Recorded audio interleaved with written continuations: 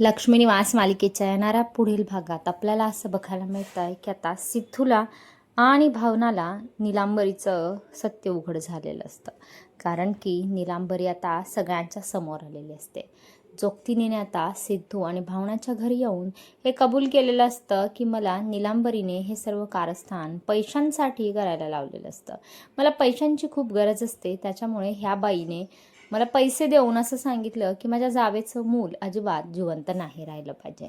त्यासाठी काय पैसे हवेत ते मी द्यायला तयार आहे. त्याच्यामुळे मला पैशांची गरज होती म्हणून मी हे सगळं कारस्थान केलं. आणि हे ऐकल्यावर मात्र रेणुकाचा संयम आता संपतो आहे. रेणुका निलांबरीचं मुस्काड फोडते आहे. आणि रेणुकाने जो आता निलांबरीच्या बाबतीत धक्कादायक निर्णय घेतलेला आहे तो ऐकून तर निलांबरीच्या पायाखालची जमीनच सरकते आहे. निलांबरीला आता गाडेपाटलांच्या घरातनं कायमचं हाकलून दिलं जातं आणि तिला आता या घराण्याची सुनेचा अधिकारसुद्धा काढून घेतला जातो.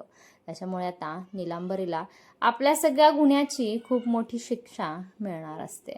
काय आता निलांबरी स्वतःला वाचवण्यासाठी अजून कोणती अनोखी चाल खेळणार हे पाहणं रंजक ठरेल.